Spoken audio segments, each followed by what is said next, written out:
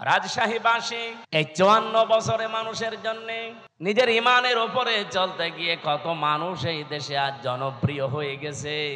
তাদের কথা মানুষ আর শোনে, তাদের কথা বললে মানুষ কন্দন করে। কিন্তু কিছু মানুষ যাদের ডাকে মানুষ আসে না, এ মানুষগুলো আজ ঠিক কাবিলের মতো চরিত্র নিয়ে রাস্তায় নেমেছে। ওরা বলছে, তোরে মানুষ এত ভালোবাসে কেন, তোর কাছে মানুষ এত চায় কেন, তোরেই রাখবো না, তোরেই মেরে ফেলবো। দৃশ্য দেখে যা মনে হচ্ছে সেই প্রথম জামানার সেই কাবিল আবার দুনিয়ায় ঘুরে এসেছে বিভিন্ন রূপ নিয়ে। ভাই কথা বললেন না? কাবিল যদি নাও আসে, কাবিলের ভাইরা ভাইরা এসেছে। আপনি নিজের চরিত্র ভালো না, মানবতার জন্য কোনো কাজ করেন না, তে মানুষ আপনাকে ভালোবাসবে কি দিয়ে? আপনি যে পৃথিবীতে উত্তম, আপনি যে পৃথিবীতে ভালো, সর্বজা সবচাইতে উত্তম জাতি আপনি, কেন?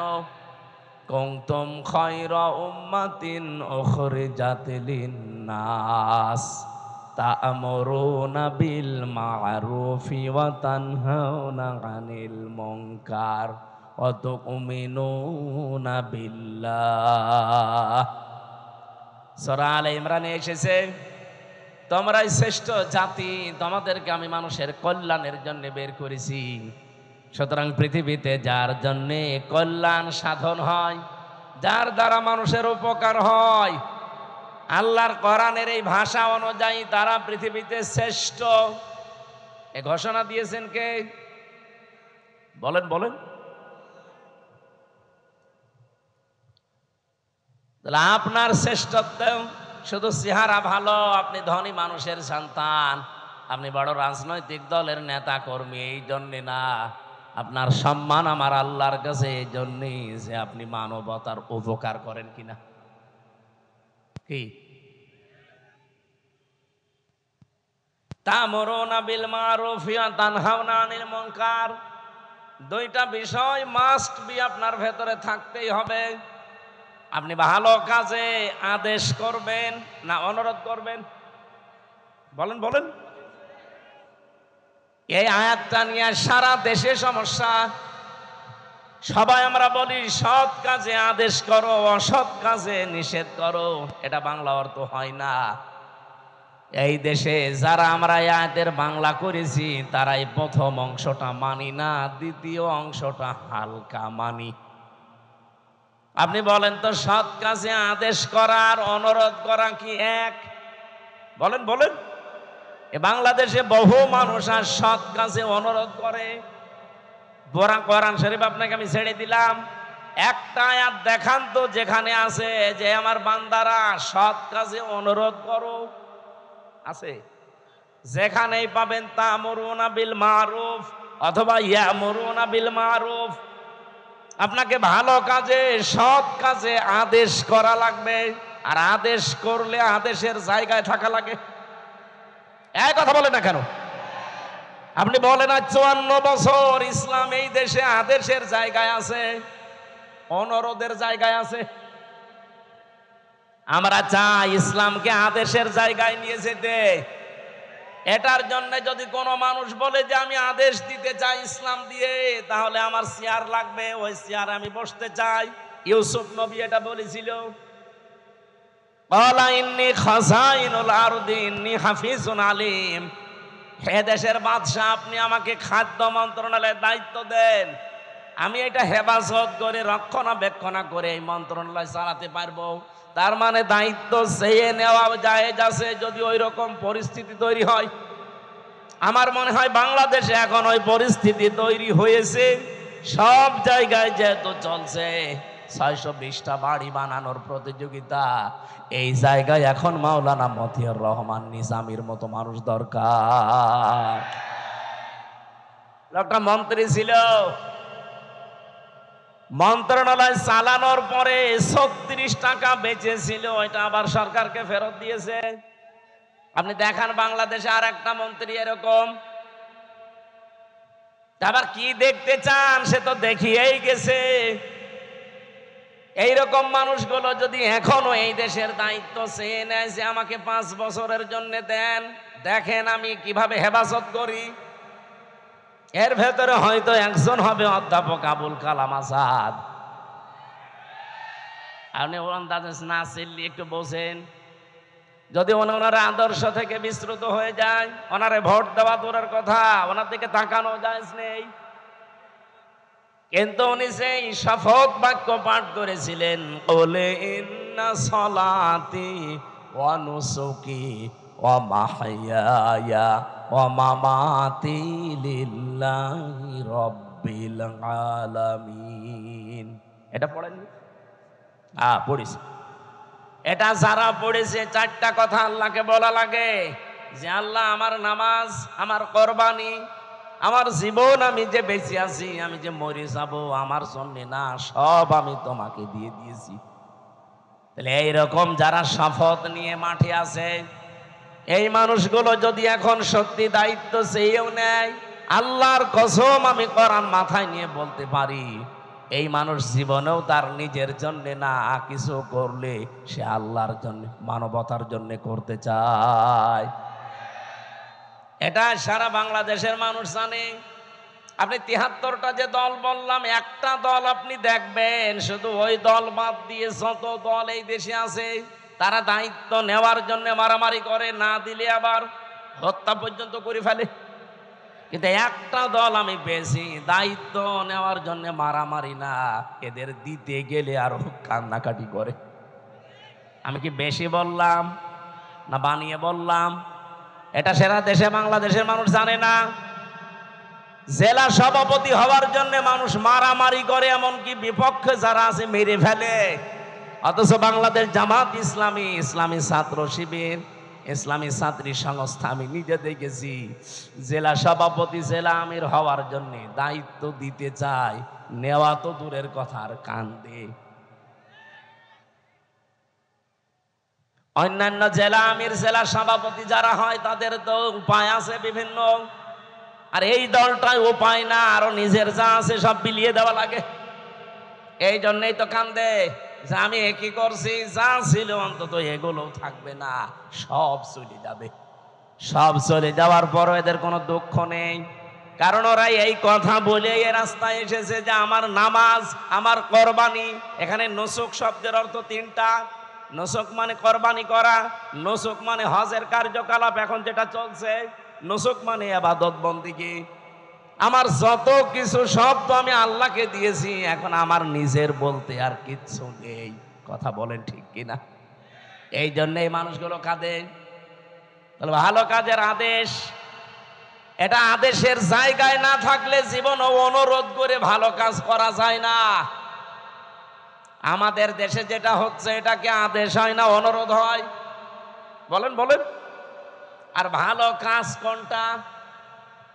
এখানে যে আপনি তা'মুরুনা বা ইয়ামুরুনা বিল মারুফ বললেন, মারুফ মানে বলেন বলেন, কেউ যদি এখানে জেনে থাকেন বলেন যে মারুফ মানে কি? আমার মনে হয় আলেম পর্যন্ত বলবে এখানে অনেকেই যে মারুফ মানে ভালো কাজ। কে বলেছে আপনাকে? আপনি একটা অভিধান নিয়ে এসে দেখান তো যে মারুফ মানে ভালো কাজ লেখা আছে।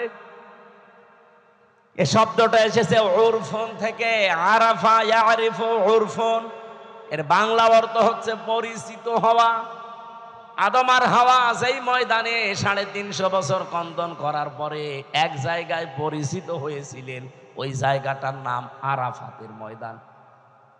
বাংলা অর্থ কি? পরিচিত হওয়ার জায়গা। কি বুঝলেন এখান থেকে? আল্লাহ যে বারবার কোরআনে দিলেন যে ভালো কাজের আদেশ দাও, বাংলা অর্থ এটা না, পরিচিত কাজের আদেশ দাও।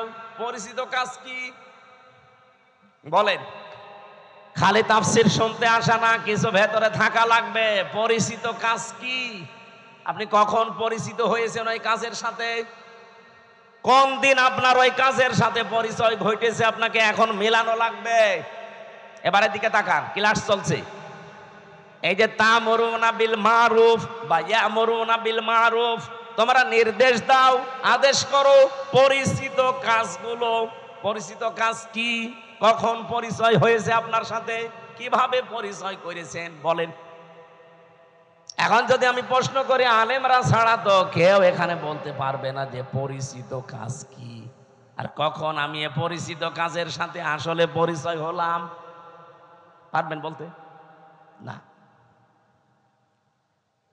পড়া কোরআন শরীফে এই শব্দটা কতবার আছে কোনদিন চিন্তা ভাবনা করে পড়েননি? শুধু পড়ে গিয়েছেন সওয়াবের নিয়তে। হ্যাঁ, নিয়তে সওয়াব আপনার হয়েছে, কিন্তু যে উদ্দেশ্যে আল্লাহ এটা নাজিল করেছিলেন তার পারপাস আদায় হয়নি।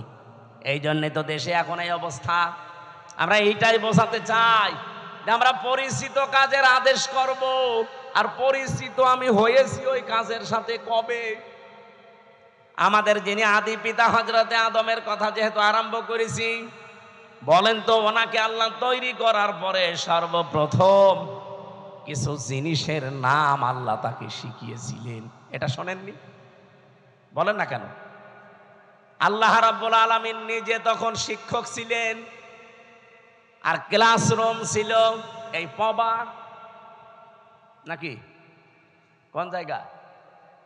ক্লাসরুম ছিল জান্নাত। এই পৃথিবীতে যে বিশ্ববিদ্যালয়গুলো মার্ক করা হয়, যে সিরিয়াল আকারে একটার সাথে আর একটা, একটার পরে আর একটা, এই যে র্যাঙ্কিং করা হয়, কেন? এই দুনিয়াতে এখন 257টা দেশে 1000 বিশ্ববিদ্যালয়ের যে তালিকা দেওয়া আছে তার ভেতরে বাংলাদেশের একটাও নেই, রাজশাহী ভার্সিটিও নেই। তাহলে কি এখানে লেখাপড়া এর চাইতে মানে এখানে হয় না? বা যে 1000-এর তালিকা ওখানে কি এমন হয়?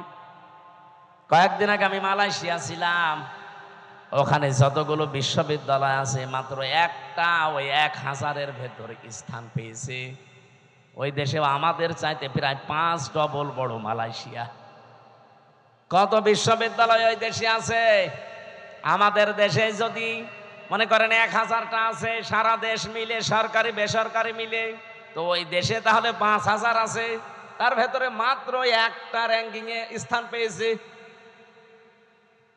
আমি যেখানে পিএইচডি করার জন্য চিন্তায় আছি, মালয়েশিয়া ইন্টারন্যাশনাল ইসলামিক ইউনিভার্সিটি, এইটাও তালিকায় নেই।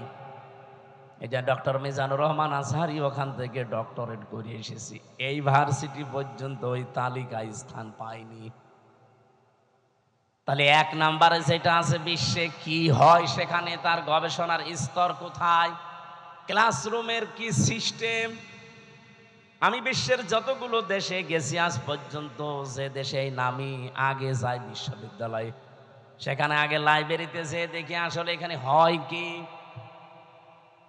আমি যেটা বোঝাতে চাচ্ছিলাম, আল্লাহ নিজে যেহেতু ক্লাস নিয়েছেন, ক্লাসরুমের সিস্টেমটা আমাদের রাজশাহী ভার্সিটির মতো না, এই পবা কলেজের মতো না।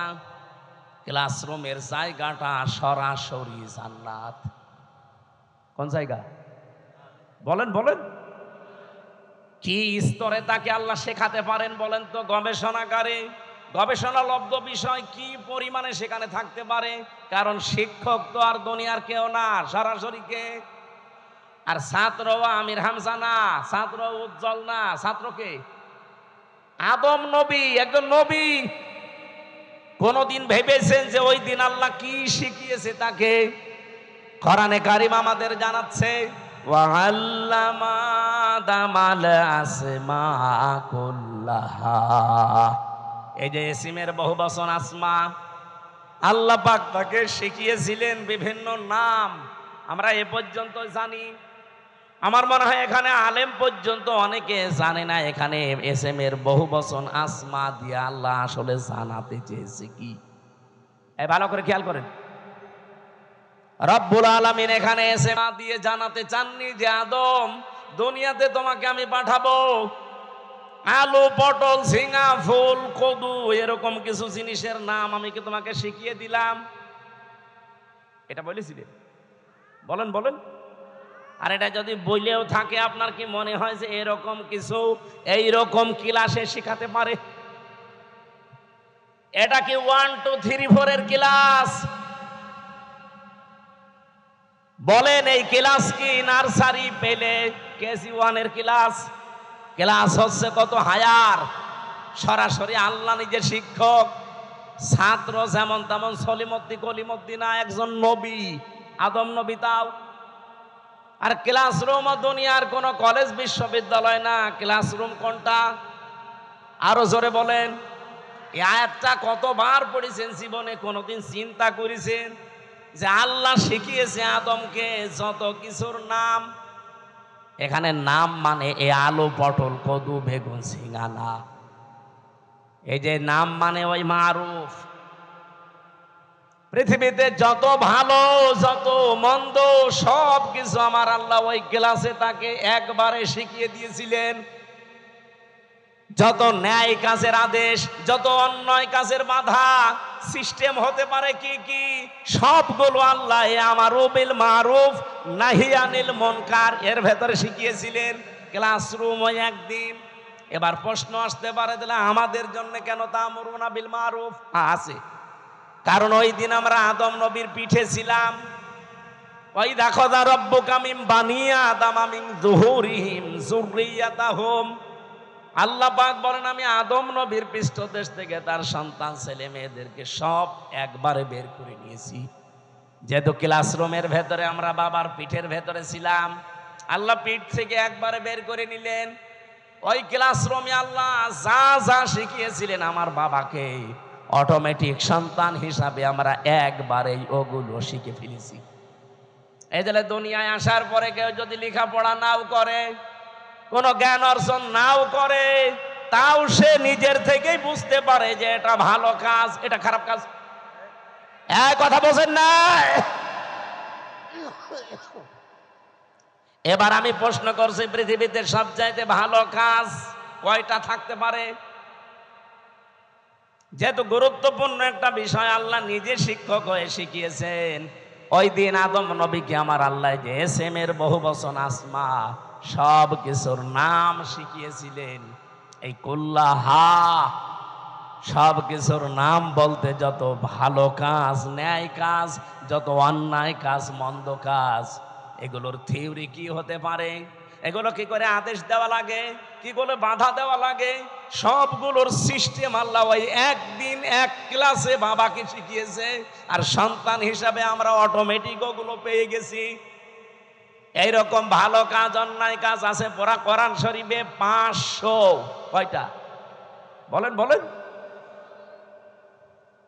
এই 500টা ভালো কাজ, ন্যায় কাজ, 500টা অন্যায় কাজ এই বাংলাদেশে সবগুলো চলছে।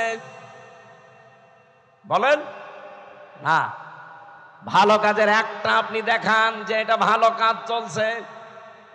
আমি যে 500টা ভালো কাজ পড়া কোরআন শরীফ থেকে বের করতে পেরেছি, একটাও এই দেশে চলে না। তা আপনি কি শিখে আসলেন ওই ক্লাসে? আপনি যে উত্তম এই পৃথিবীতে শ্রেষ্ঠ কুনতুম খায়রা উম্মাতিন উখরিজাত লিন-নাস, আপনাকে বের করাই হয়েছে মানুষের কল্যাণের জন্য। কি কল্যাণ করবেন? ওই ভালো কাজগুলো, ন্যায় কাজগুলো যদি নাই জানেন, ওইটা জানার জন্যই তো কোরআনের কাছে আসতে হয়। আমি এবার একটা একটা করে যদি ভালো কাজের বর্ণনাও দিতে থাকি, ন্যায় কাজের, বলেন তো যে জেনা করা এটা ভালো কাজ না না অন্যায় কাজ? আরো জোরে বলেন। এই অন্যায় কাজে কি নিষেধ করবেন না অনুরোধ করবেন?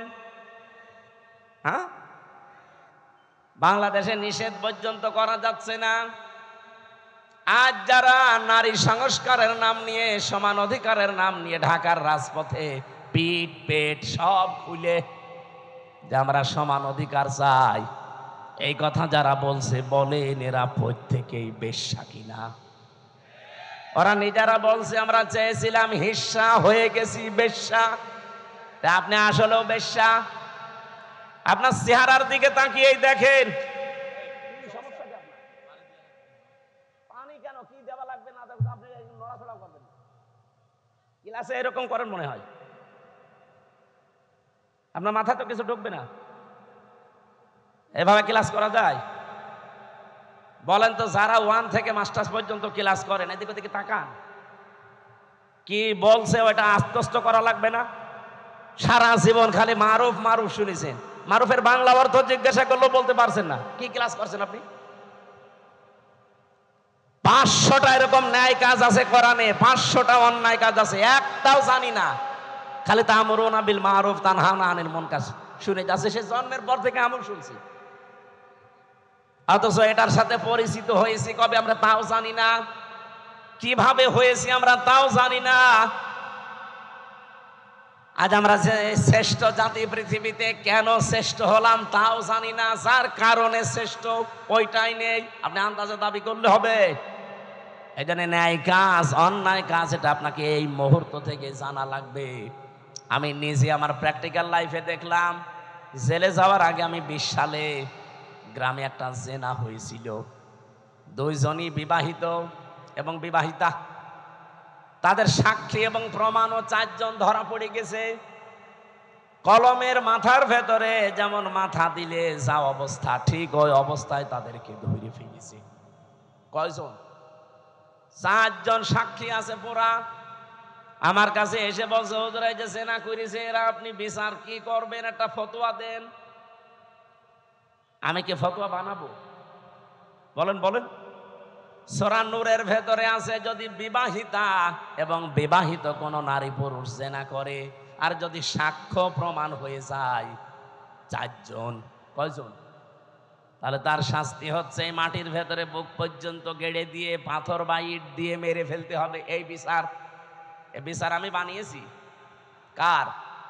আরো জোরে বলেন। এই বিচারের সাথে পরিচিত হয়েছি আমি কবে? ওই যে ক্লাসে। হয়তো ক্লাসের ওই কথাগুলো এরকম যারা আনমো না, এদিকে ওদিকে তাকাচ্ছেন, খালি পানির বোতল দিচ্ছেন, তারা তো 2 মিনিট পরে ভুলে যাবেন। তা আমি ভুলিনি, আমি যা পড়েছি ঠিক আমি ওইভাবেই মনে রেখেছি। আর এইগুলোর ক্লাসের জন্য 1 থেকে মাস্টার্স পর্যন্ত আমাদের যে ক্লাস, এই ক্লাসে আমি পাইনি। এগুলোর জন্য গবেষণা করা লাগে। এই যে 1000 বিশ্ববিদ্যালয়ের র্যাঙ্কিং এ বাংলাদেশের কোনো বিশ্ববিদ্যালয় নেই। কেন নেই? কারণ ওই সমস্ত জায়গায় 99% গবেষণা হয়, 1% শিক্ষা হয়।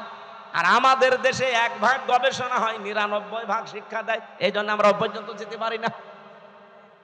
আদম নবীকে আল্লাহ কি গবেষণা দিয়েছেন দেখেন, যে তোমাকে শুধু না কিয়ামত পর্যন্ত তোমার সন্তান যারা তারা পিঠে ছিল, ওয়াইদ আখাযা রাব্বুকা মিন বানি আদামা মিন যুহুরিহিম যুররিয়াতাহুম, এটা সূরা আরাফের 172 নম্বর আয়াতের প্রথম অংশে আছে। আমি দলিলগুলো শুধু আয়াত বলছি, বাড়ি যে মিলাবেন আপনার আরো আনন্দ লাগবে। আজ যদি সত্যি আমরা ভালো কাজের আদেশের জায়গায় থাকতাম, আমি ওই দিন শুধু ফতোয়া পর্যন্ত দিয়েছিলাম, আদেশ দিতে পারিনি। যদি সত্যি আমি আদেশ দিতাম আর গ্রামবাসী মিলে যদি ওদেরকে 2 জন সঙ্গে সার করতো, আমি বেঁচে থাকতে পারতাম। কথা বলে না কেন? পুলিশ তার পরের দিন ওদের সঙ্গে সার করার আগে আমার সঙ্গে সার করতো।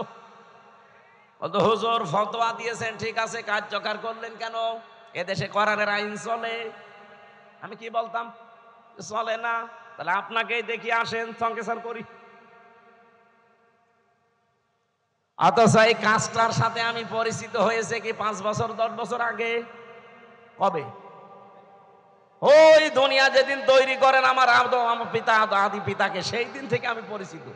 এই জন্য দুনিয়ায় যারা আসে ও লেখাপড়া জানে না, কোনো ভার্সিটি কলেজে বিশ্ববিদ্যালয়ে কোনো জায়গায় পড়েনি, স্কুলের বারান্দায় যায়নি, তারপরও ভালো কাজ কোনটা অন্যায় কোনটা সে ভেতর থেকে আসে না। সে নিজের থেকে বলতে পারে না যে না এটা অন্যায় কাজ, এটা ভালো কাজ। এটা আপনি শিখলেন কোন থেকে? এর সাথে পরিচিত হয়েছেন আপনি ওই ক্লাস থেকে।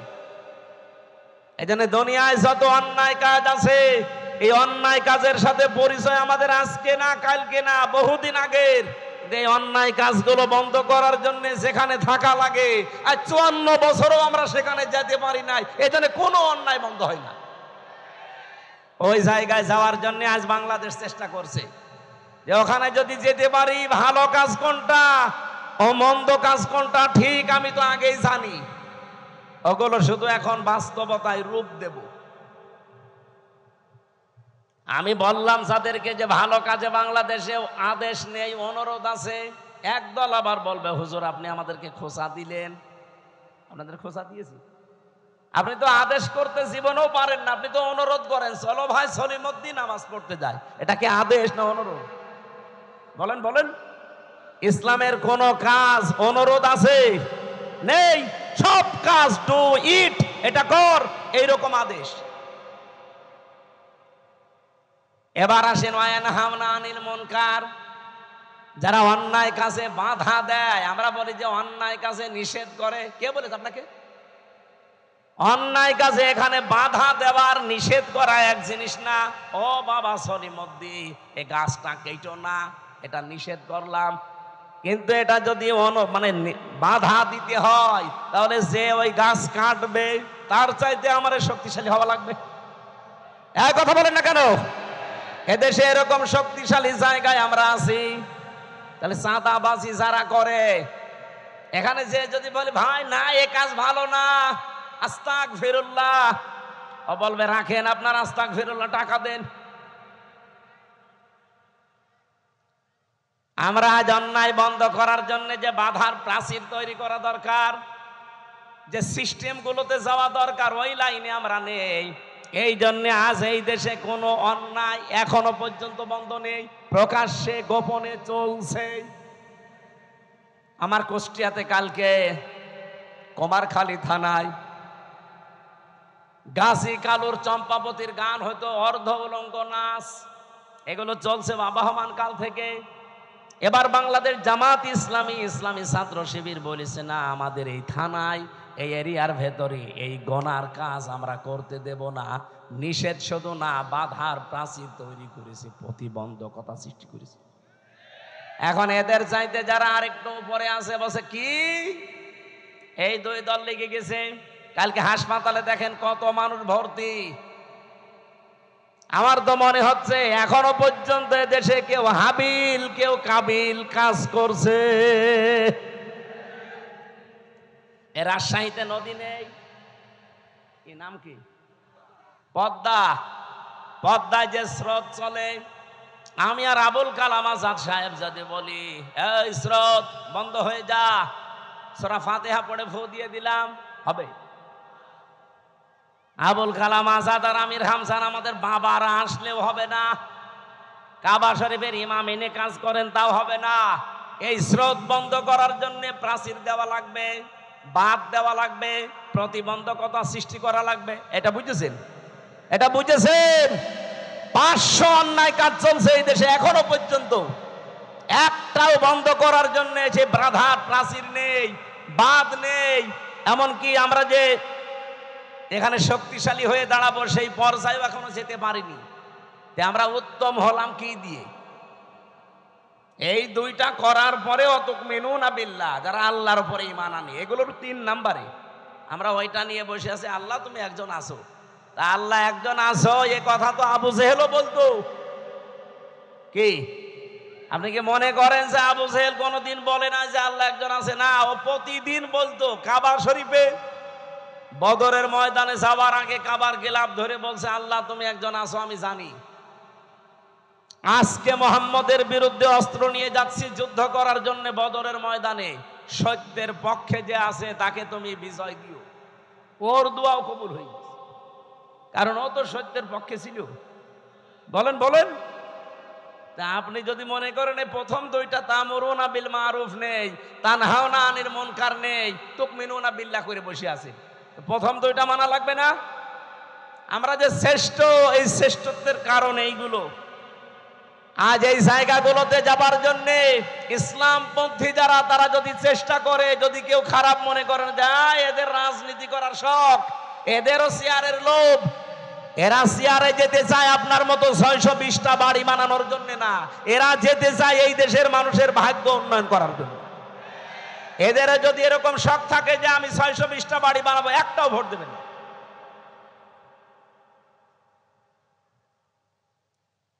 কোন কারণে আমার এই ঝামেলাপূর্ণ রাস্তায় আসার দরকার? আমার কোনো দরকার ছিল না। আমি আমার নিজেরটা বলছি, কালাম ভাই তার নিজেরটা বলুক। সারা জীবন ছাত্র ছাত্রী পড়িয়েছে, অধ্যাপক ছিল, জীবনের শেষ বয়সে এসে সেই পেনশন পাবে, 25, 30, 40, 50 লাখ টাকা পাবে। যা জীবন আর বাকি আছে আরামে খেয়ে চলে যেতে বাধ্য। কোন কারণে এই রক্ত পিচ্ছিল পথে এই মানুষের ঝামেলাপূর্ণ জায়গায় আসা লাগবে বলেন? আল্লাহ আমারে যা দিয়েছে, আমার বাবার যা আছে, আমি মরণ পর্যন্ত যদি আরামে থাকতে চাই কোনো অসুবিধা নেই। কোন কারণে আমার এই রক্ত পিচ্ছিল পথে, মানুষের এই গালি গালাজ অপমান অপদস্থের পথে আসা লাগবে? আমি দেখতে পাচ্ছি এই রাস্তাগুলোই না আসলে যারা আছে এরা একটাও এই রাস্তা ঠিক রাখবে না, রাস্তাও খেয়ে ফেলবে। এ কারণে আমাদের আশা লাগছে। আর এইটাকে এখন কেউ বলছে যে না এরা রাজনীতি করছে, এটা ধর্ম ব্যবসা করছে। আমারটা যদি ধর্ম ব্যবসা হয় আপনারটা কি বলেন? আমার এটা যদি ধর্ম ব্যবসা হয় আপনারটা কি আপনি বলেন? আপনি তো 5 বছর পরে ঠিকই মমতাজের মতো হয়ে যাবেন, 5 বছর পরে ঠিকই আপনি সালমান এফ রহমানের মতো হয়ে যাবেন, কিন্তু 5 বছর পরে আমি সালমান এফ রহমান না, আমার মনে হয় যা আছে এর চাইতে আরো 3 ভাগের 2 ভাগ চলে যাবে। সত্য কথা এইটাই, আপনার কাছে খারাপ লাগলেও বাস্তবতা এইটাই, কারণ প্রমাণ হয়ে গেছে। মাওলানা মতিউর রহমান নিজামী আর আলে আহসান মুজাহিদ রহমতুল্লাহ আলাইহি জীবনে তারা প্রমাণ করে দেখিয়েছে যে ইসলামের উপরে টিকে থাকলে অবস্থা এই হয়। তারা যদি লাইনে না এসে নিজেরা শুধু মসজিদের ইমামতি করে চলে যেত, জীবন কাটিয়ে চলে যেতে পারত। কি দেখিয়েছে আপনি দেখেছেন, তামাম দুনিয়া অবাক হয়ে আছে আজ পর্যন্ত। এই বাংলাদেশে দৃষ্টান্ত এই 54 বছরে কেউ দেখাতে পারে না যে মন্ত্রীর দায়িত্ব পালন করে আবার 36 টাকা ফেরত দেয়। আপনি বলেন তো কে আছে দেখান, আমি সেখানে যাব। আর আজ শাহীবাসী যেহেতু হযরত ইব্রাহিম আদম আলাইহিস সালাম তার সন্তানের কাহিনী আমাদেরকে আল্লাহ শোনাতে বলেছিলেন, আজ হাবিলের মতো কিছু মানুষ আমরা তৈরি হয়েছি। নিজেদের জীবনে পরিষ্কার পরিচ্ছন্ন করে, কর্মজীবন পরিষ্কার পরিচ্ছন্ন রেখে আজ আমরা মানুষের আস্থা ভাজন অলরেডি হয়ে গেছি। কিন্তু কাবিল যেটা, ও নিজেকে নিজে সংশোধন না করে, ওরটা কেন কবুল হয়নি ওগুলো আবিষ্কার না করে আমারটা হয়েছে ও আমাকেই মেরে ফেলতে চায়। এরকম কাবিল দেশে নেই, এক কথা বলেন নেই। আমরা এখন হাবিলের ভূমিকায় থাকতে চাই।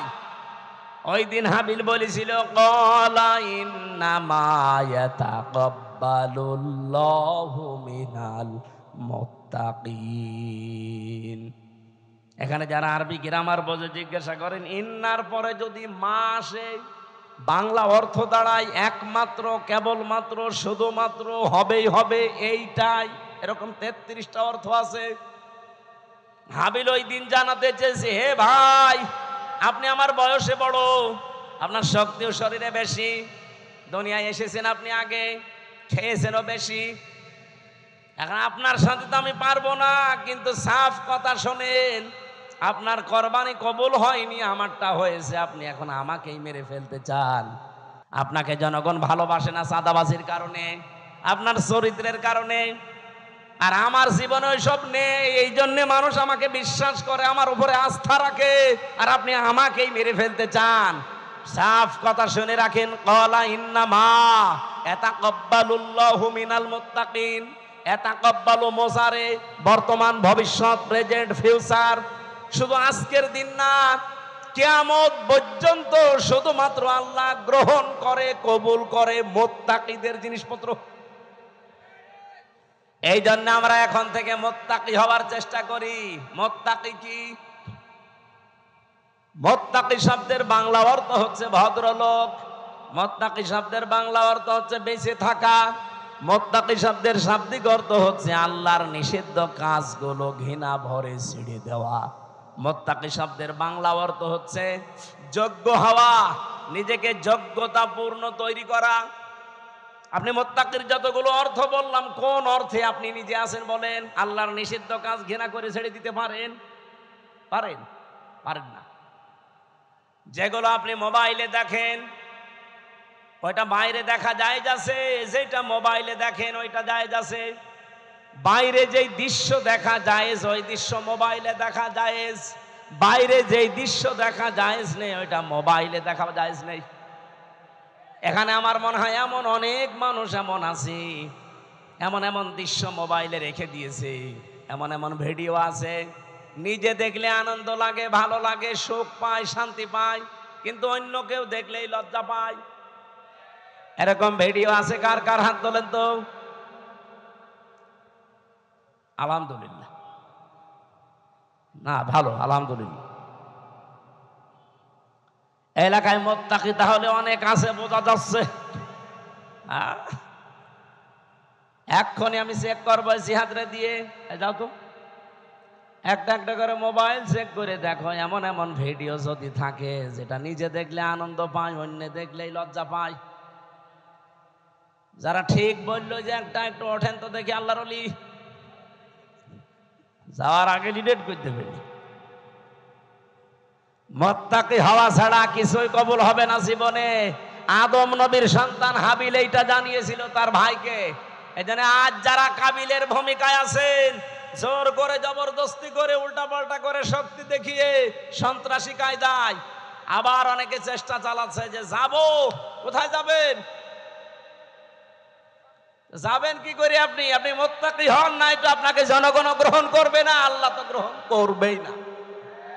এই জন্য জাল মাল দিয়ে চেষ্টা করে যাচ্ছি যে আমরা মুত্তাকি হব। আমাদের পূর্বপুরুষরাও মুত্তাকি ছিল। এই কথা বলেন না কেন? তারা অন্যায় অবৈধ কাজ যেমন ঘৃণা ভরে ছেড়ে দিয়েছে, তারা নিজেকে যোগ্যতা সম্পন্ন তৈরি করেছে। অনেকে বলে হুজুররা কিছু চালাতে পারবে না, চালাতে পারে নাই। কৃষি মন্ত্রণালয়, শিল্প মন্ত্রণালয় নিখুঁত ভাবে চালিয়েছে, আর এমন নিখুঁত ভাবে চালিয়ে দেখিয়েছে, বাংলাদেশে ইতিহাস হয়ে আছে শিল্প মন্ত্রণালয়টা। আজ পর্যন্ত কেউ রেকর্ড ভাঙতে পারে নাই। মাওলানা মতিয়ার রহমান নিজামী রহমতুল্লাহ আলাইহি যখন শিল্পমন্ত্রী ছিলেন, আমি নিজে ওই সময় দর্শনা মাদ্রাসায় পড়ি চুয়াডাঙ্গায়। ওই যে কেরুস মিল নাম শোনেননি? চিনির মিল, কেরুর মদ, ওই জায়গায় উনি গিয়েছিলেন। ওই সময় একজনকে পাঠিয়েছিলেন এমডি করে। এই যে সৎ মানুষ চেয়ারে থাকলে যে কি হয়, আর 54 বছরে সেখানে 1 টাকা লাভ হয়নি, অথচ ওই 5 বছরে 5 বার প্রত্যেকবার লাভ হয়েছে। সুবহানাল্লাহ বলতে পারেন নাই? এরকম মানুষগুলো শুধু শিল্প মন্ত্রণালয় না, যত মন্ত্রী আছে সব যদি এইরকম মানুষ হতো না, এ দেশটা ওই মালয়েশিয়ার মতো 2004 সাল থেকে দাঁড়িয়ে যেত। তো দাঁড়াবে কি করে? দাঁড়াবে কি করে যাদেরকে দায়িত্ব দেওয়া হয়? এত বড় চোর পৃথিবীতে নেই। 36,000 কোটি টাকা একটা দরবেশ চুরি করেছে। ওর দিকে তাকালে আমার কোটে আমার সাথে দেখা হয়তো মাঝে মাঝে। এই 3 বছরই ওর সাথে বহুবার দেখা হয়েছে। মাঝে মাঝে দেখতাম ওর মাথার চুল থেকে পায়ের তালু পর্যন্ত, মানে পায়ের তালুর নিচে যেটা থাকে ওই যে স্যান্ডেল, ওইটা পর্যন্ত সাদা। আমার মনে হয় ভেতরেও সাদা। ভেতরেটা তোর বলা যাচ্ছে না, ভেতরেও সাদা। চুল সাদা, ওর দাড়ি সাদা,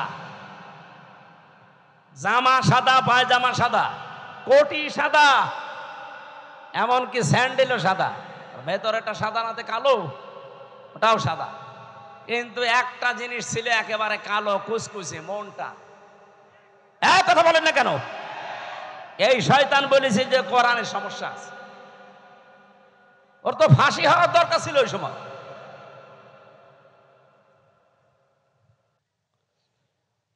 আমি তো বাস্তব কথা শোনাতে চাচ্ছি। এই এমডি কে উনি পাঠিয়েছিলেন রাত 3:30টার সময়, যে উনি জয়েন করেছে। চিন্তা করছে আজকে আমি একটা চমক দেখাবো। একেবারে মেন গেটে যে দারোয়ান আছে, তারে বলছে আপনি এখান থেকে একটু নিরাপদ দূরত্বে থাকেন, আপনার পোশাকটা আমারে দেন। ওই যে হাটে একটা লাঠি নিয়ে বসে থাকে, লাঠি নিয়ে দারোয়ানের মতো বসে আছে। ফজরের নামাজ শেষ করে সকাল 7টা থেকে আরম্ভ হয়েছে, মানুষ যাচ্ছে 10টা পর্যন্ত। এরপরে ডিউটি আর এক দলের আসবে। তখন বাজে 11:45। একজন একেবারে সেরকম বড় দাড়ি, জব্বা জামা গায়ে, পাগড়ি মাথায়, এত বড় বড় দাড়ি নিয়ে প্রাইভেট নিয়ে ঢুকতেছে। তো দারোয়ান মনে করছে যে নতুন দারোয়ান হবে হয়তো। আজকে আর অন্য দিনের মতো গেট খোলে নাই, গেট বন্ধ করে দাঁড়িয়ে আছে। বলছে না, আমি আপনাকে ঢুকতে দেব না। এই দারোয়ানের বাচ্চা, আপনি যাই বলেন না কেন, এখন বাজে কত? আপনার তো এখানে আসার কথা 10টায়, এখন বাজে 11টা 45, 1 ঘন্টা 45 মিনিট লেট আপনার। আপনি যদি আমার চাকরি খেয়েও ফেলেন, আমি আপনাকে আজ ঢুকতে দেব না। এখন দারোয়ানের সাথে মারামারি করবে? শেষ পর্যন্ত বলেছে ঠিক আছে, তোর চাকরি কে রাখে আমি দেখবো। এই ধস্তাধস্তিতে শেষ হয়ে যাওয়ার পরে দারোয়ানকে এবার ভেতরে যে বলছে আপনার দায়িত্ব আপনি পালন করেন, যান। আমি চলে গেলাম। যে এমডির অফিসে বসেছে ওই লোকটার খবর নিয়ে ডাক দিয়েছে যে ওকে ডাক দেন আমার অফিসে। অফিসে ঢোকার পরে যখন সালাম দিয়েছে, জবাব দিয়ে বলছে দাঁড়ান, চেয়ারে বসার দরকার নেই, আপনি দাঁড়ান, আপনাকে আমি কয়েকটা কথা জিজ্ঞাসা করব। এখন বাজে হচ্ছে 11টা 45, আপনার 10টায় অফিসে আসার কথা। আপনি যে মুখে দাঁড়িয়ে রেখেছেন, এই দাঁড়িয়ে আপনার জন্য না, কারণ এই দাড়ি যিনি রাখতেন তিনি কাজে এভাবে ফাঁকি দিতেন না। আপনি বিশাল জুব্বা গায়ে দিয়ে এসেছেন, পাগড়ি মাথায় দিয়ে, এই পাগড়ি জুব্বা আপনার জন্য না, কারণ এগুলো যিনি পরতেন তিনি জীবনে কোনোদিন কাজে ফাঁকি দেননি। আপনি কার আদর্শগুলো শরীরের ভেতরে ধারণ করে ফাঁকি দিচ্ছেন? আপনি 10টা থেকে 4টা পর্যন্ত ডিউটি করবেন, এইটা আপনার ইবাদত। কথা বলেন না কেন? আর আপনি 11টা 45, 1 ঘন্টা 45 মিনিট লেট। মাসের পরে তো ঠিকই বেতন নিয়ে নেবেন। আপনার বেতন হালাল হয় কি করে? আপনার নামাজ হয় কি করে? আপনার দাড়ি রাখা আপনার জন্য না, কেটে ফেলেন দাড়ি। ওই বছর এই লাভ হয়েছিল এই দেশে চিনির মিলে, ওই প্রথম শুরু হয়েছে। এই যে ডিউটি গুলো সঠিকভাবে পালন করা, কোনো জিনিসে ভেজাল না দেওয়া, চুরি চামারি বন্ধ হওয়া, বিশেষ করে দুর্নীতি আর কোনো জায়গায় নেই, সবাই টাইট হয়ে গেছে। ওরে বাবা কি কঠিন মানুষ! 1বার 2বার 3বার সিগন্যাল দেয়, 3বারের পরে যদি সংশোধন না হয় জনমের মতো ওরে বিদায় করে দেয়। একবারে ভয় দেখিয়েছে, সারা দেশে যত চিনির মিল সব টাইট হয়ে গেছে। কারণ ওনার উপরে যে আছে, যিনি পাঠিয়েছেন তিনি তো সাধারণ মানুষ না, মাওলানা নিজামী সরাসরি পাঠিয়েছে ওনারে। বলেন তো যে এই বাংলাদেশে যে ইতিহাস তৈরি করে গেল, এখন যদি আবার ওই রকম আমরা তৈরি করে দিতে পারি, আল্লাহর কসম আমি দিয়ে বলতে পারি বাংলাদেশ ও মালয়েশিয়া সিঙ্গাপুরের মতো দাঁড়িয়ে যাবে। মালয়েশিয়া দাঁড়িয়েছে 2004 সালের পর থেকে, সিঙ্গাপুরও দাঁড়িয়েছে 2004 সালের পর থেকে, পাশাপাশি দেশ। আমি ঘুরে আসলাম কয়েকদিন আগে। এ বাংলাদেশের চাইতে কত ছোট সিঙ্গাপুর জানেন? এ রাজশাহী জেলা আমার মনে হয় এই মাথা থেকে ওই মাথা 70-80 কিলোমিটার হবে না? হবে না? কত? 80 কিলোমিটার এই জেলাটায়, এ মাথা থেকে ও মাথা। অথচ সিঙ্গাপুর একটা দেশ, মাত্র 42 কিলো এই মাথা ও মাথা, চারিদিকে সাগর, মাছ বিক্রি করে খেত ওরা। কি অবস্থায় দাঁড়িয়েছে সিঙ্গাপুর আজ! 257টা দেশের ভেতরে যদি 10টা দেশ গণনা করেন, সিঙ্গাপুর একটা ধরা লাগবে। এ পর্যায়ে তারা গেছে শুধুমাত্র এই সৎ নেতৃত্বের কারণে। তারপরেও তো তারা আল্লাহর আইন মানে না, শুধু যা আইন বানিয়েছে ওইটাই পঙ্খানো মানে, এই কারণে দাঁড়িয়েছে। আর আমরা শুধুমাত্র নিজেদের আইন না, এই দেশে যদি ইসলাম আসে পুরাটা চলবে আল্লাহর আইন। এই বলেন 56,000 বর্গ মাইল পুরাটা চলবে কার আইন? আরো জোরে বলেন, কয়টা? 500। ওই যে পরিচিত যে বিষয়গুলো আদম নবী থেকে, ওই বিষয়গুলো আসবে পরিচিত, সব একটা একটা করে ব্যক্তি, পরিবার, সমাজ, রাষ্ট্রে কায়েম হয়ে যাবে 500। আর অন্যায় 500। সৎ কাজে আদেশ দেবে, অন্যায় কাজে নিষেধ করবে।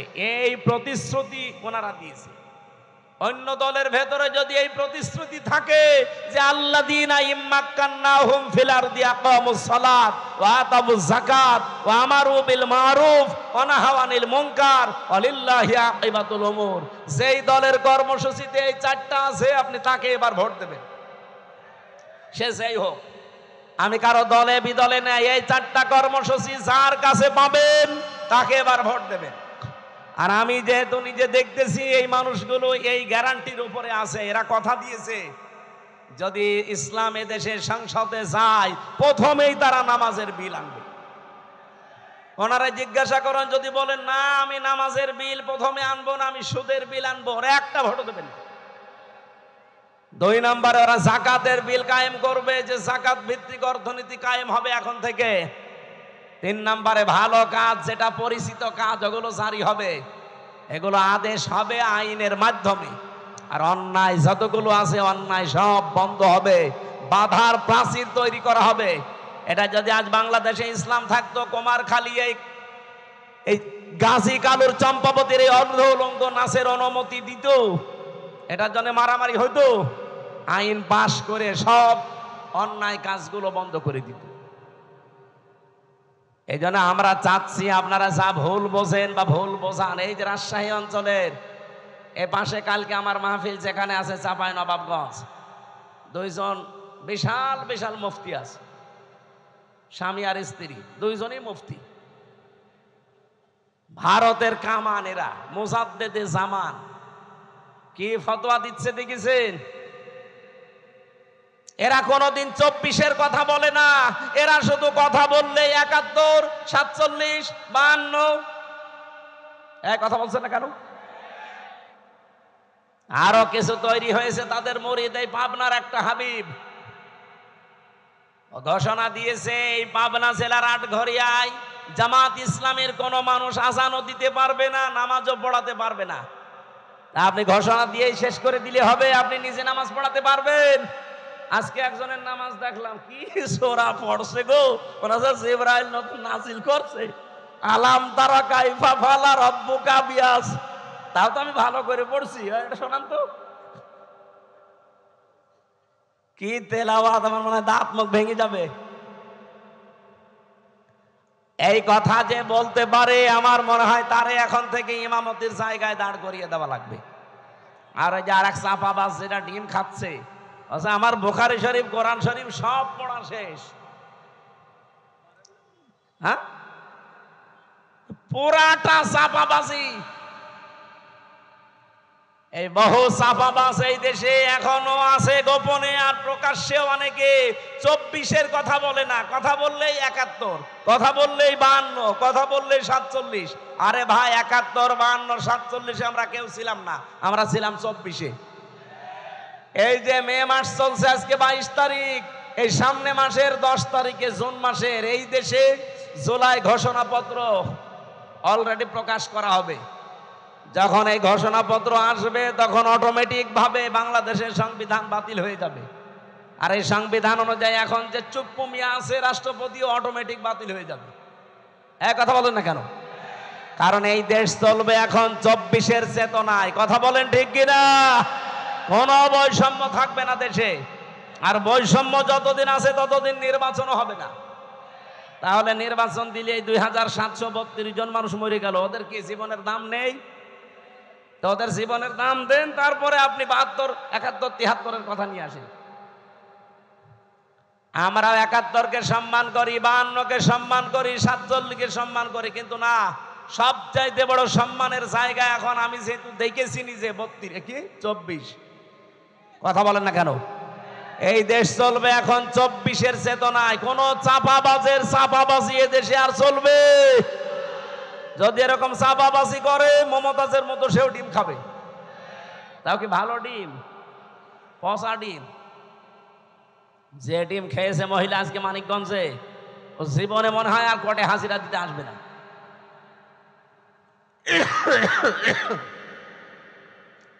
আমার ভাইরা, এই জন্য আমাদের সতর্কতার বিষয় হচ্ছে, আমরা এখন কাবিলের মতো না, আমরা এখন হাবিলের মতো অবস্থানে যাব। ভাই যা করেন করেন, আপনার ওই পায়ে পা দিয়ে ঝগড়া করতে চান, আমি এখন ঝগড়ার ভেতরে নেই, আমি আছি আমাকে সংশোধন করে জনগণের সামনে আস্থাভাজন হিসাবে তৈরি করা।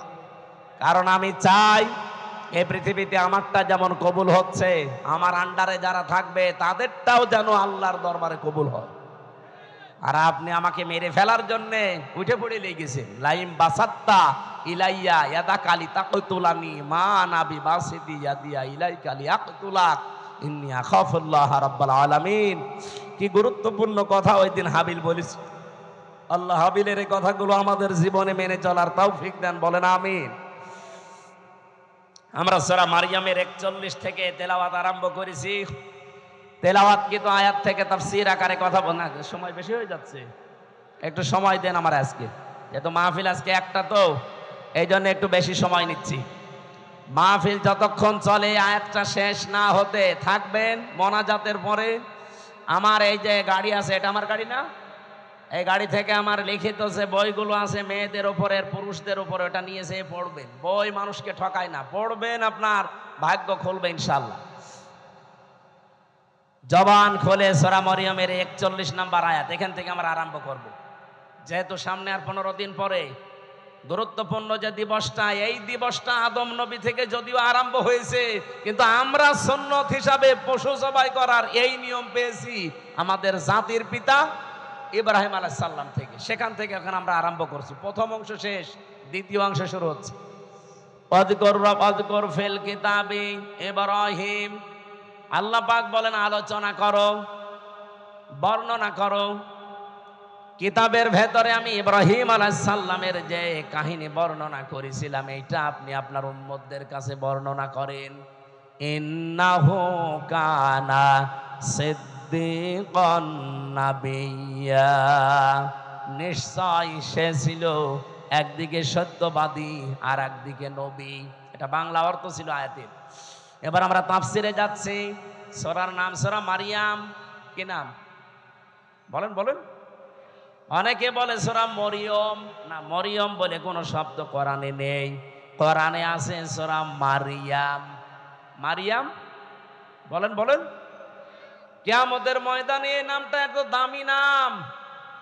আল্লাহ রাব্বুল আলামিন এটাকে ইজতিবা জানিয়েছেন, যেটা আমি মনোনীত করেছি, নির্বাচিত করেছি, পছন্দ করেছি। নামটা হযরতে মরিয়মের নাম দুনিয়াতে যারা রাখে মারিয়াম, কিয়ামতের ময়দানে আল্লাহ যখন মানুষকে মাফ করতে আর কিচ্ছু পাবে না, যার নামের সাথে মারিয়াম, ফাতিমা এরকম নাম যাদের মিল আছে, কিয়ামতের দিন আল্লাহ নামের ওসিলায় তাদের শেষ পর্যায়ে মাফ করে দেবেন।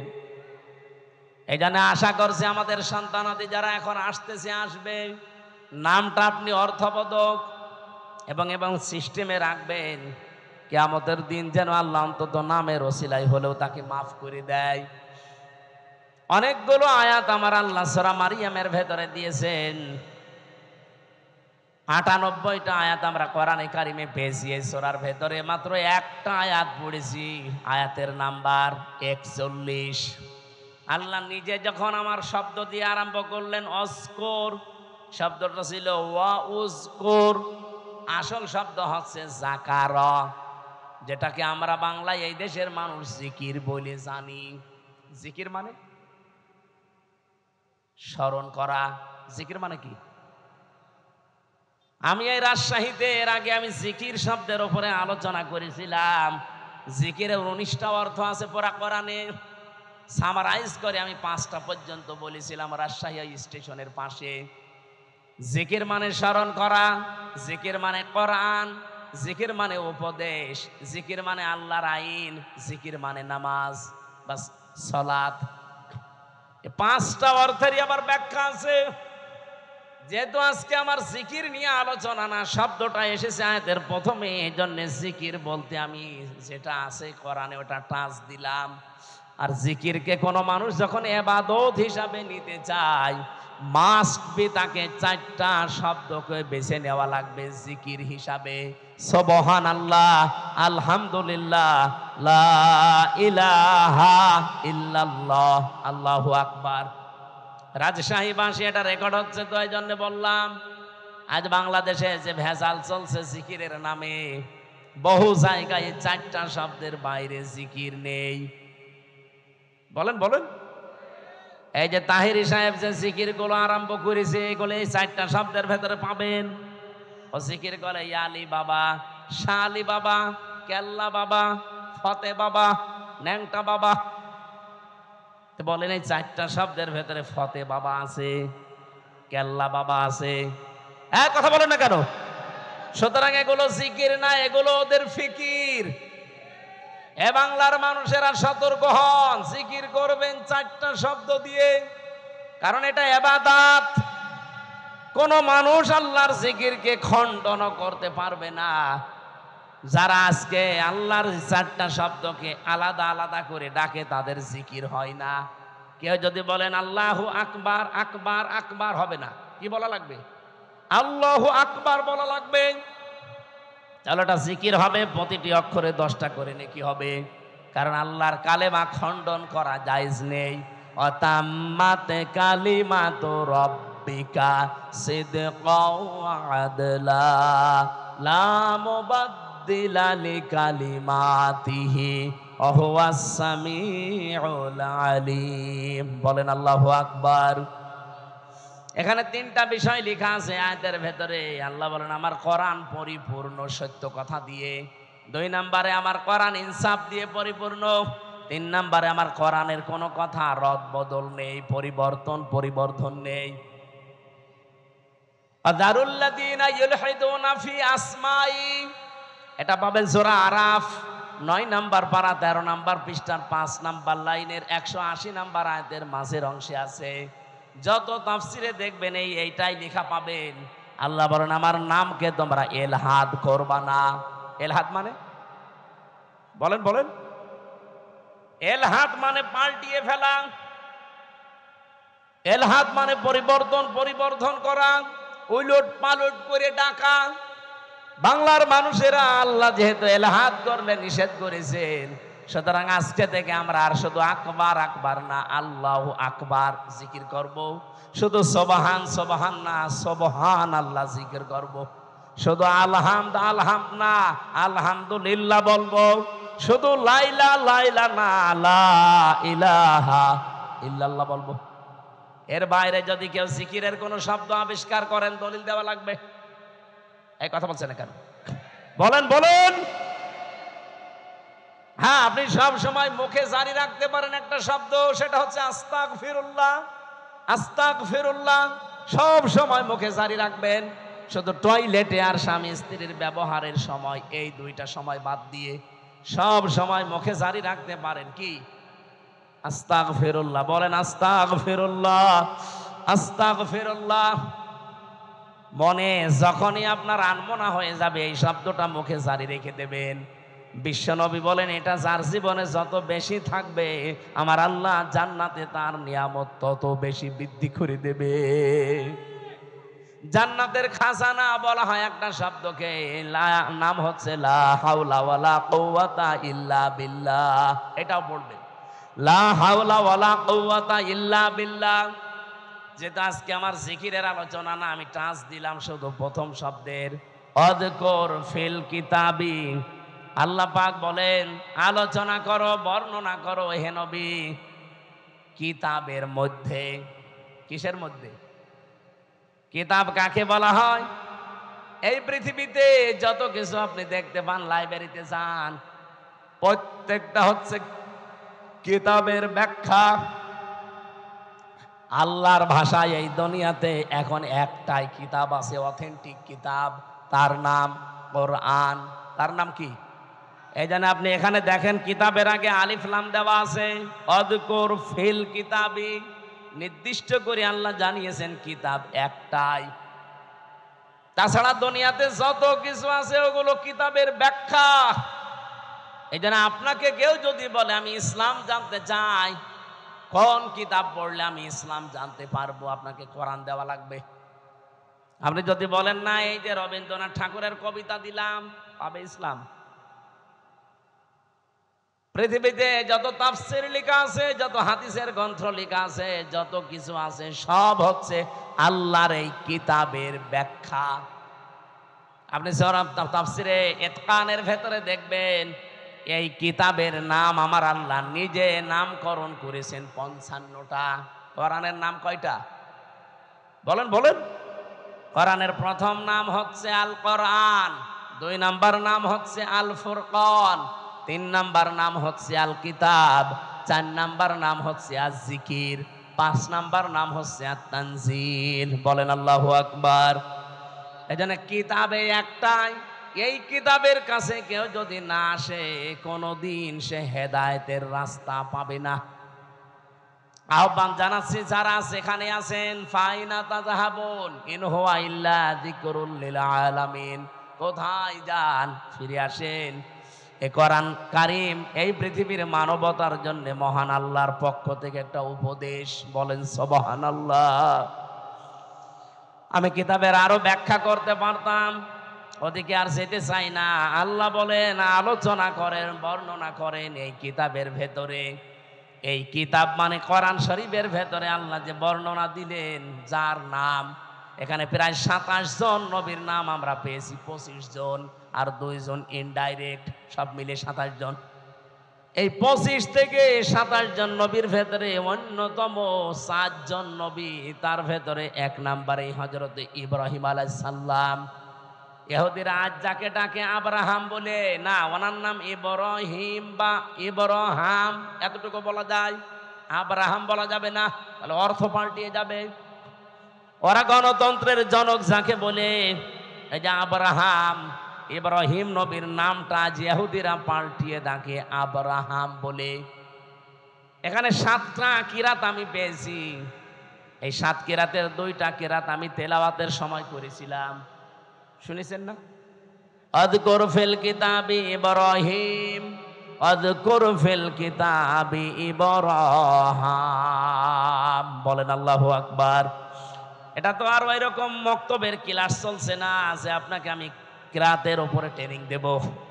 রব্বুল আলামিন বলেন, আমার ইব্রাহিমের কথা আমি এই কোরআনে আলোচনা করেছি, হে নবী কেন জানেন? এবার আসেন। ইন্নাহু কানা সিদ্দিকান নাবিয়্যা, নিশ্চয় সে ছিল একদিকে সিদ্দিক আর একদিকে নবী। এখন সিদ্দিক কি আর নবী কি? 1 নম্বরে আমরা নবীর ব্যাখ্যা করি, তারপরে সিদ্দিক। নবী শব্দের বাংলা অর্থ হচ্ছে সংবাদ বাহক। এটা নাবা থেকে এসেছে। নাবা মানে ব্রেকিং নিউজ। এই যে টিভির নিউজ দিয়ে আজকে ব্রেকিং নিউজ যাচ্ছে, আপনি এখন যে দেখেন রাত 10টা 1 মিনিটে ওসি প্রদীপ আর এসআই লিয়াকতের ফাঁসি হবে, এটা ব্রেকিং নিউজ যাচ্ছে। স্বৈরাচারের দোসর যারা ছিল 1628 জন, তার ভেতরে 2 জন না হলেও 1 জন তো মাস্ট বি ওসি প্রদীপ। আজকে আমার সাথে 3টা বছরই জেলে ছিল। আমি সেখানে বসতাম জেলারের সামনে, সোফারের সামনে, ওই শয়তান আমার পাশে বসতো। আমার এসে মাঝে মাঝে বলতো, হুজুর আমার কোনো দোষ নেই, সব বানানো। অথচ 204 জন মানুষকে ক্রস ফায়ারের নাটক করে হত্যা করেছে। সবচাইতে বেশি মানুষ ওই টেকনাফে, উখিয়া টেকনাফ ওই এলাকায় মানুষ হত্যা করার জন্য লাইসেন্স নিয়েছিল ওই স্বৈরাচারের কাছ থেকে, মাদকের নাম করে। ওই এলাকায় যেহেতু সবচাইতে বেশি একামতে দিনের মানুষ, কক্সবাজার চট্টগ্রামে এমনিতেই একামতে দিনের মানুষ বেশি। ওই কয়েক বছরের ভেতরে সবচাইতে বেশি মানুষ হত্যা করেছে শিবিরের। 204 জন মানুষ মেরেছে। এই ব্রেকিং নিউজটা আজকে যাচ্ছে। এখন ব্রেকিং নিউজ লিখতে কি লাগে? আপনি দেখেন ইংরেজি শব্দ যেহেতু নিউজ, নো কি NEWS লাগে না? আপনি একটা একটা করে শব্দের সাথে অর্থ মিলান। এন দিয়ে যদি ধরেন ইস্ট, ই দিয়ে নর্থ, নাই, এন দিয়ে নর্থ, ই দিয়ে যদি ইস্ট ধরেন, ডাব্লু দিয়ে ওয়েস্ট, আর এস দিয়ে সাউথ, তাহলে পৃথিবীর 4 কোণা হয়ে যাচ্ছে। তামাম পৃথিবীতে যত সংবাদ পৌঁছানো লাগবে সব আমার আল্লাহ নবীদেরকে দিয়ে পৌঁছিয়েছিলেন। বলেন সুবহানাল্লাহ। সব চাইতে বড় সংবাদ হচ্ছে, এরপরে একটা একটা করে সংবাদগুলো তিনি পরিবেশন করবেন তার পরিবার থেকে শুরু করে। 2 নম্বরে তিনি সিদ্দিক ছিলেন। সিদ্দিক কি? সত্য কথা বললেই সিদ্দিক হয় না মানুষ। সত্যকে সত্য বলে জানার পরে যারা দ্বিধাহীন চিত্তে প্রশ্ন ছাড়া গ্রহণ করে নিতে পারে তার নাম সিদ্দিক। হযরতে আবু বকর পর্যন্ত তিনি ছিলেন কিন্তু জানি যখন মেরাজের এই কাহিনীকে সত্যকে সত্য জানার পরে কোন প্রশ্ন ছাড়া দ্বিধাহীন চিত্তে মেনে নিয়েছিলেন, বিশ্বাস করেছিলেন। বিশ্বনবী ওই দিন তাকে বলেছিলেন, তুমি আবু বকর শুধু না, আজকে থেকে আবু বকর সিদ্দিক। তাহলে আজ বাংলাদেশে আমরা যদি কেউ সিদ্দিক হতে চাই, কিয়ামতের দিন যেহেতু 4 প্রকার মানুষকে আল্লাহ পুরস্কার দেবে, মিনান নাবিয়্যিনা ওয়াস-সিদ্দিকিনা ওয়াশ-শুহাদা ওয়াস-সালিহিন, এই 4 প্রকারের ভেতরে 2 নাম্বার এই সিদ্দিক। তাহলে সত্যকে সত্য জানার পর কোনো চিন্তা ভাবনা আর করা যাবে না, দ্বিধাহীন চিত্তে প্রশ্ন ছাড়া পিছুটান ছাড়া যারা মেনে নিয়ে জীবন চালাতে পারবে, কিয়ামতের দিন তারা সিদ্দিকের কাতারে উঠবে। এ বাংলাদেশে সিদ্দিক আছে, খালি নামে আছে আবু বকর সিদ্দিক। সত্যকে সত্য জানার পরে মেনে নেওয়া দূরের কথা, আরো ঘাড় ঘোরায়, ঘাড় মোটা করে, চোখ মোটা করে। পাবনায় কোরআনে কারিমে আগুন লাগিয়েছে 150টা কোরআনে। সত্য কোনটা আপনি উদ্ঘাটন করে বের করেন না, আন্দাজে একজনের উপরে 10টা চাপিয়ে এমন কালার করার চেষ্টা চালিয়েছে। এখন তো সব বেরিয়ে আসছে, কে কে এটা করেছে, কার নির্দেশে করেছে, সব বেরিয়ে আসতেছে। আমরা দল বিদল বসি না, কোরআনে যারা আগুন দিয়েছে তাদের হাত এই দেশে থাকবে না। এই কথা বলেন না কেন? যে এই কাজের সাথে জড়িত, যারা এর সাথে ইঙ্গিত দিয়েছে। আপনি কি জামাত ইসলামের অফিসে আগুন দিয়েছেন? ওটা তো একটা শো। ওখানে ছিল কি? আল্লাহর কোরআন, একটা দুইটা না, 150টা কোরআন পুড়ে ছাই হয়ে গেছে। কোরআনে আগুন দেননি আপনি, আপনার কপালে আগুন দিয়েছেন। নিজেকে সংশোধন না করে আবার কাবিলের মতো হঠকারিতা করেন যে কি ওরা নিজেরাই কোরআনে আগুন দিয়ে আমাদের ওপরে দোষ দেয়। ওদের বিবেকের ওপরে কি কুকুরে প্রসাব করেছে যে নিজেরা আগুন দিয়ে আপনারা দোষ দেবে? আরে কি দুনিয়ার কোন বিষয় হেলা খেলা করে আপনার উপরে দোষ দিয়ে দিল? এ কোরআন আপনারও না, আমারও না, এ কোরআন কার? এজন্য আমরা আহ্বান জানাচ্ছি, এটার সুষ্ঠু তদন্ত হয়ে যারা জড়িত জনসম্মুখে তাদের বিচার করা লাগবে। হ্যাঁ, রাজি আছেন না? আপনারা রাজি আছেন না? আগামীতে কেউ যেন সাহস আর না দেখায়। সিদ্দিকী আমরা বুঝি না। আমাদের জাতির পিতা হযরত ইব্রাহিম, তিনি প্রথমে আকাশের তারকা দেখে বলেছিলেন এইটাই আমার খোদা হবে। যখন ডুবে গেছে বলছে না, ডুবে যাওয়া জিনিস আমি ভালোবাসি না। যখন চাঁদ দেখলেন বললেন এটা আর একটু বড়, এটা আমার বড় খোদা। বলেন না, এইটাও ডুবে গেছে, মানি না। সকালবেলা যখন সূর্য দেখলেন বলেন হাজা আকবার, এর চাইতে বড় জিনিস আর নেই, এটাই আমার বড় খোদা। ওইটা যখন সন্ধ্যাবেলা ডুবে গেল, তিনি ডাক দিয়ে বললেন না, ইন্নী ওয়াজ্জাহতু ওয়াজহিয়া লিল্লাযী ফাতারাস সামাওয়াতি ওয়াল আরদা হানিফা ওয়া মা আনা মিনাল মুশরিকিন। আমি আজ আমার চেহারাকে ঘুরিয়ে দিলাম ওই আল্লাহর দিকে, যিনি আকাশ আর জমিনের উদ্ভাবক। আমি একনিষ্ঠভাবে মন থেকেই ঘুরে এসেছি, আমি মুশরিক না। ও বাংলার মানুষেরা, জাতির পিতা ইব্রাহিম তিনি নিজে খোঁজ করে করে সত্যকে উদ্ঘাটন করেছিলেন। আর আমরা সেই জাতির পিতার সন্তান, চোখে আঙ্গুল দিয়ে দেখিয়ে দিলেও আমরা সত্যকে সত্য হিসাবে মানতে চাই না। এই কথা বলেন না কেন? আপনি জাতির পিতা ইব্রাহিমের সন্তান আর নেই, তিনি সত্যকে খুঁজে নিয়েছিলেন। আর আমাদেরকে সত্য আঙ্গুল দিয়ে দেখিয়ে দেওয়া হয়, তারপরও মানতে তো চাই না। সত্যকেও নিয়ে আসলে তাকেও মেরে ফেলতে চায়। হযরত ইব্রাহিম বলেছিলেন, ইয ক্বালা লিআবিহি ইয়া আবাতি লিমা তা'বুদু মা লা ইয়াসমাউ ওয়া লা ইউবসিরু ওয়া লা ইউগনি আনকা শাইআ। হে আমার বাবা, কেন আপনারা ইবাদত করেন যেটা কানে শোনে না, চোখে দেখে না, কোনো উপকারও করতে পারে না? ওই জামানায় যেহেতু সবচেয়ে বেশি প্রচলন ছিল মূর্তির পূজা করা। ইব্রাহিম নবীর বাবার নাম ছিল আজর বা তারিক। উনি নিজে হাতে মূর্তি বানাতেন আর ওটা বাজারে বিক্রি করতেন, সেল দিতেন, খুব দামি দামি মূর্তি। ইব্রাহিম নবীকে দিয়ে মূর্তি বিক্রি করার জন্য বাজারে পাঠাতেন।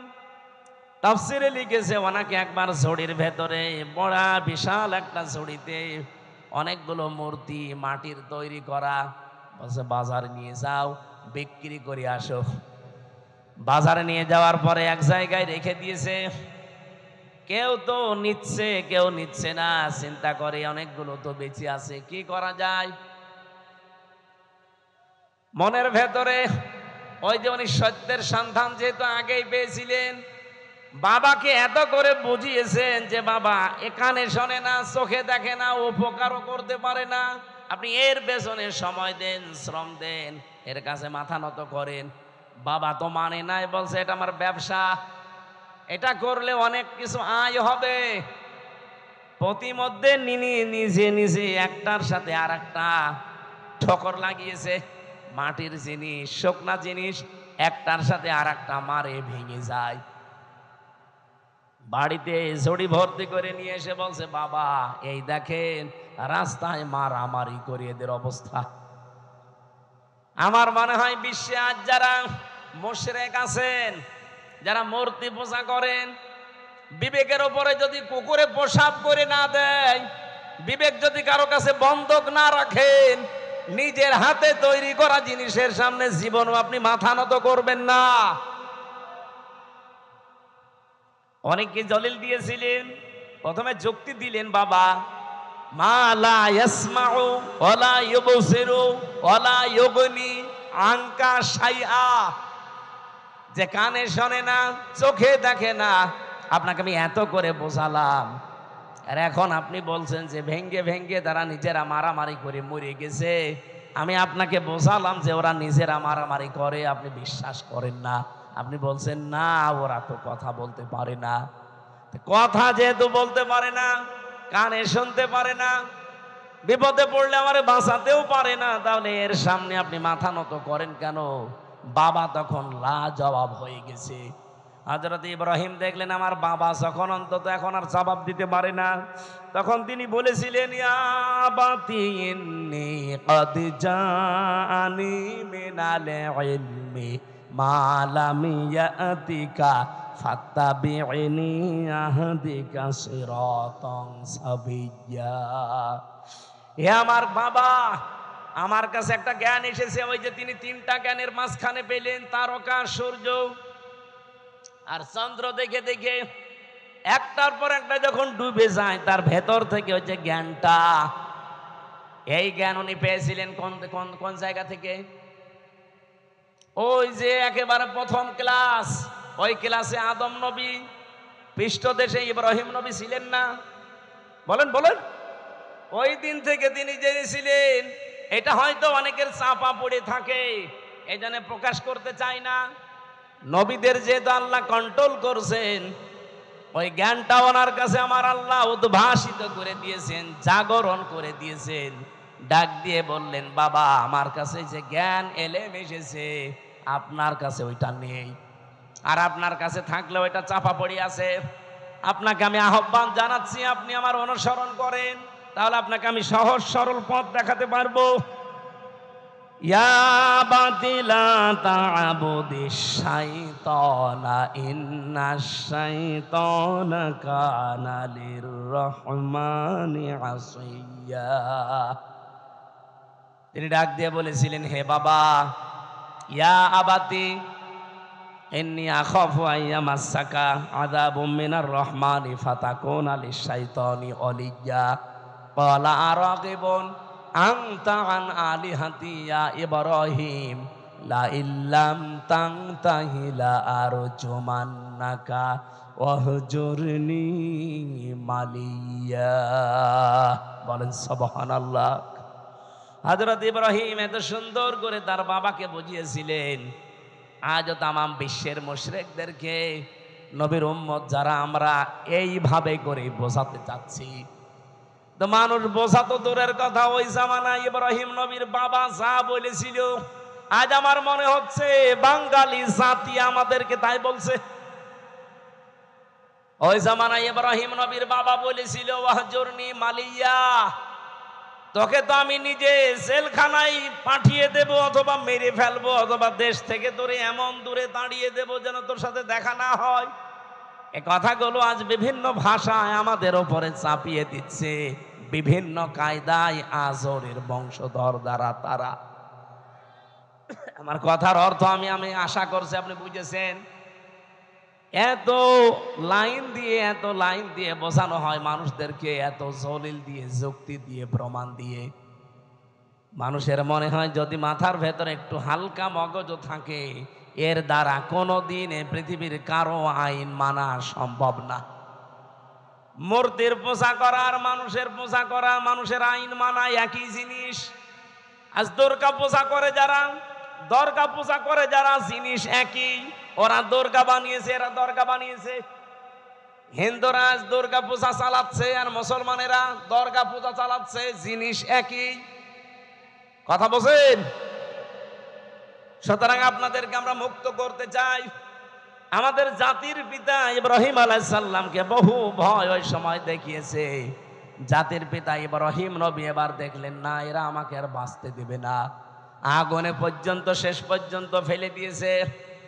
ওখান থেকে মুক্ত হওয়ার পরে তিনি বলেছিলেন, আকালা ইন্নী যাহিবুন ইলা রাব্বি সায়াহদিন রাব্বি হাবলি মিনাস সালিহিন ফাবাশশারনাহু বিগুলামিন হালিম।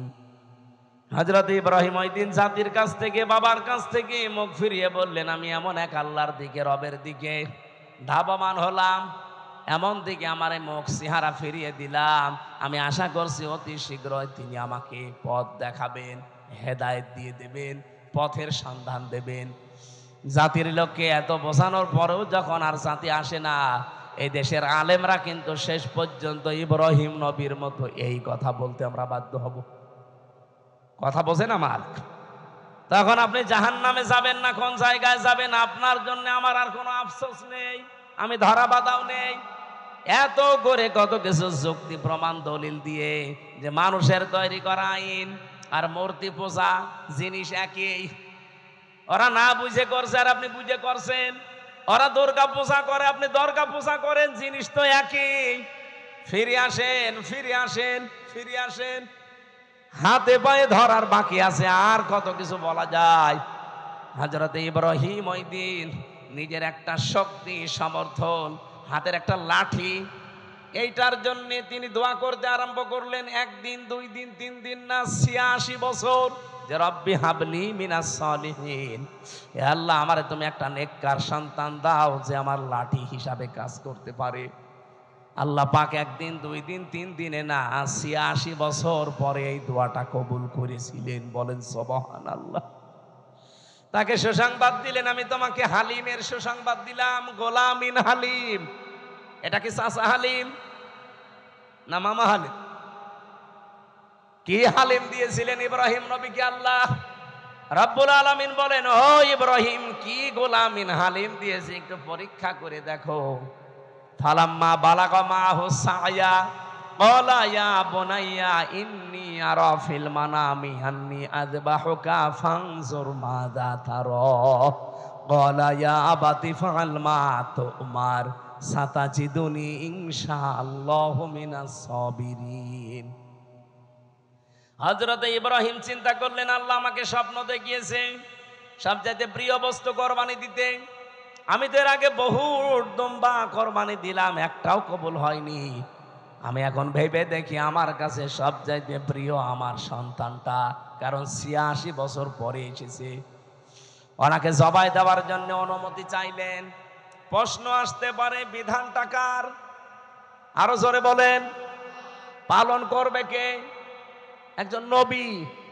একজন নবী যেমন তেমন না। এই 25 জনের ভেতরে 4 জন শ্রেষ্ঠ, তার ভেতরে ইব্রাহিম শ্রেষ্ঠ।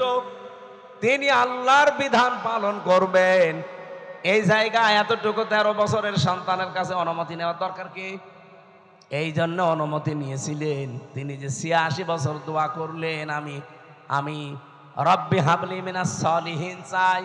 আল্লাহ যে জবাবে বলেছিলেন গোলামিন হালিম, তোমাকে আমি সহনশীল, ধৈর্যশীল সন্তানের সুসংবাদ দিলাম। কেমন হালিম দিয়েছে আজকে আমি দেখব। তিনি যখন বললেন, আমি কি তোমাকে জবাই করতে দেখেছি, তোমার রায় বলো।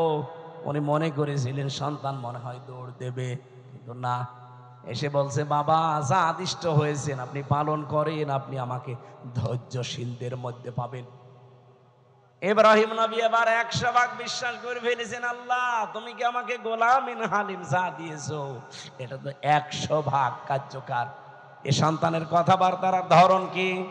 তিনি ভাবাস কি সাতাজিদুনি ইনশাআল্লাহ মিনাস সাবির বলতে পারতেন যে আমি ধৈর্যশীল, বলেন নাই, বলেছিলেন সাবিরিন। আমার মতো বহু ধৈর্যশীল দুনিয়ায় আছে, তাদের ভেতরে আমিও একজন। তার মানে আমি অহংকার করি না আল্লাহর বিধান পালন করতে পেরে, বলেন সুবহানাল্লাহ। রব্বুল আলামিন এবার জবাব দিলেন, ফালাম্মা আসলামা ওয়াতাল্লাহু লিল জাবিন। যখন দুইজনে এগ্রি হয়ে গেছে, আসলামা 2 বছর, দুইজনেই যখন রাজি আল্লাহর বিধান পালন করার জন্য, ইব্রাহিমও রাজি, ইসমাইলও রাজি, ওয়াতাল্লাহু লিল জাবিন, জবাই করার জন্য কায়দ করে ফেলেছেন। আমার আল্লাহ বলেন, অনাদাইনাহু আইয়া ইব্রাহিম। এবার আমি ডাক দিলাম, ইব্রাহিম না, আমি চাই না যে সন্তান জবাই হয়ে যাক, এই জন্যই তো স্বপ্ন দেখিয়েছি। সন্তান জবাই হয়ে যাক এটা যদি চাইতাম তো স্বপ্ন দেখাতাম না, একবারেই বলতাম ছেলে জবাই করে ফেলো।